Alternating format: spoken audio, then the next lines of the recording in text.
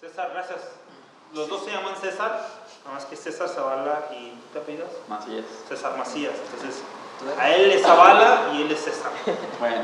A ver, César, dinos, compártenos. Pues a mí se me hace muy interesante varias cosas, porque luego a veces, bueno, nosotros aquí en la iglesia estamos estudiando Génesis, ¿no? Entonces, me acuerdo mucho de la cuestión de Génesis 1, ¿no? En la cuestión de la fundación del universo, la fundación del mundo, Dios a través de su palabra, todo esto. Y a mí uno de los versículos que luego a mí me pasa que intento retener la mayor cantidad de información en la cabeza, pero a veces se me olvida, ¿no?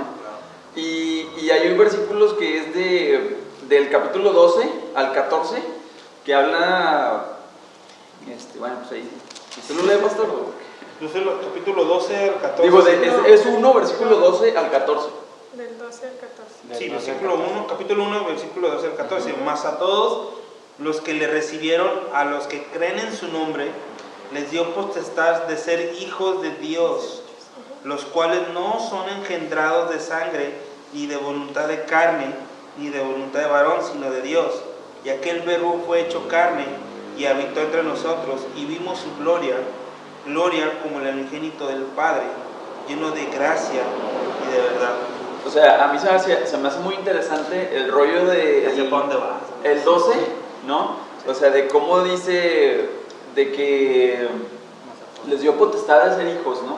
O sea, de ser hijos. Yo platicaba con mi hermano en la semana y le digo, fíjate qué tremendo es que te acerques a Dios no de una manera de condenado a un juez justo, completamente soberano, ¿no?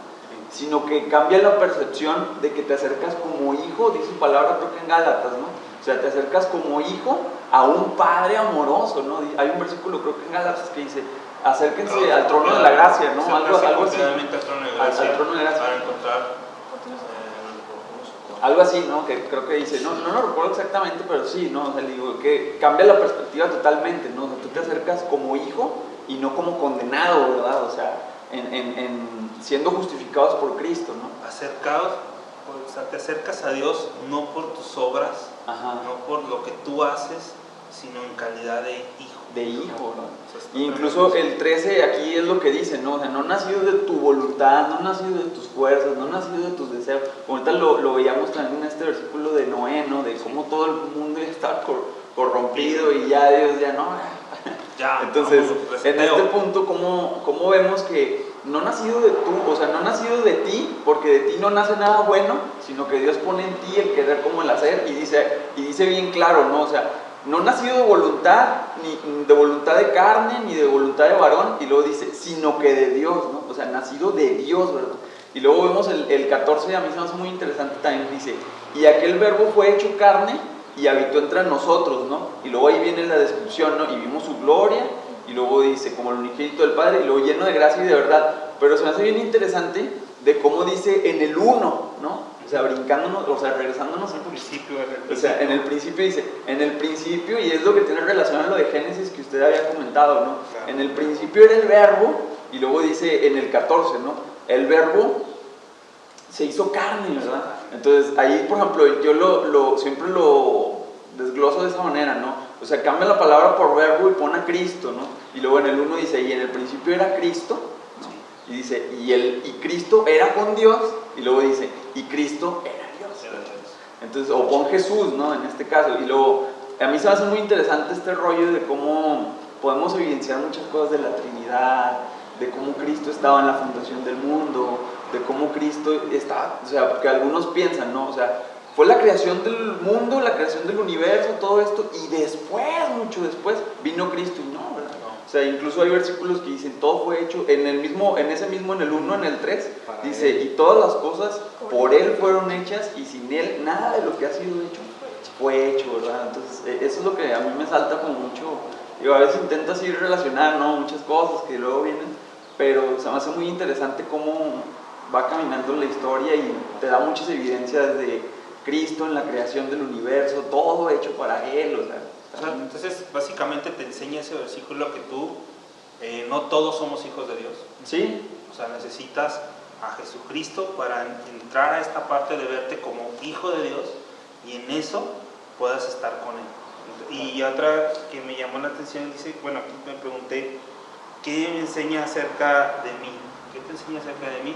Que yo necesito ir a Cristo para poder tener comunión con Dios. Y así lo estamos viendo, y solamente por gracia lo vimos el día de hoy.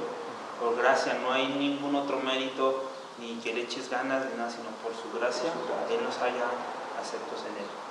¿Ok? Bien, muchas gracias, César. Estamos en examen final. ¿Les estoy evaluando? A ver. No. Marcos. Fíjate que a mí me llama la atención el 7 y el 8. 7 y 8, vamos a leerlos para la gente que nos está viendo. Dice, el versículo 7 dice, este vino por testimonio para que diese testimonio de la luz, a fin de que todos creyesen por él. No era él la luz, sino para que diese testimonio de la luz. Entonces en ese versículo, ¿qué te enseña acerca de Dios o qué te enseña acerca de ti? Me gustó mucho porque está aclarando que no somos... sí, o sea, está poniéndote en un lugar de... No somos el foco de atención. Sí, nosotros. O sea, no eres tú, no se trata de ti. No sé. Simplemente tú eres un instrumento para que se logre, pues ahora sí que el plan De Dios. de Dios, sí. En este caso, por ejemplo, Noé que vimos, Noé no es el héroe, sino simplemente es la herramienta que Dios escogió por gracia para hacer el arca y acabar con la humanidad. Ahora, lo que vimos en Noé, domingo, o sea, habla de acabar, pero si se fijan, la predicación va enfocada en mí. Que yo cuando tengo a Dios, a Cristo, Él va a borrar, Él va a quitar todo lo que esté estorbando, toda esa maldad que aún como hombres la vamos a tener, pero Él la quiere quitar ese virus, resetear y ahora manejarnos con el sistema operativo de Él, ya no con el que tú venías por tus padres y todo el rollo. Todo es hecho nuevo. Todas las cosas son hechas nuevas. Me gusta, hago énfasis en el 8 que dice, no era él la luz, está hablando de Juan, no era él la luz, sino para que diese testimonio de luz. Me gusta que está aclarando y hasta cierto punto siento que puede aplicar mucho en nuestras vidas en que a veces queremos hacer las cosas nosotros. O sea, a veces yo quiero ayudar a la persona, o a veces yo quiero, no sé, que la iglesia crezca, o a veces yo quiero a través de mis fuerzas. Y no es eso, es simplemente soy un medio, como acabas de decir. O sea, no soy yo, es Cristo a través de mí. Sí, como que Dios me necesita. Sí, pues no. Entendemos que Dios no nos necesita. Él es luz y nosotros somos la sal. O sea, la sal no habla de que le damos sabor a la vida. La sal habla de que cuando una piel, cuando muere un becerro y le quitan la piel, se llega a salar la piel, pero es para que dure, no se echa a perder.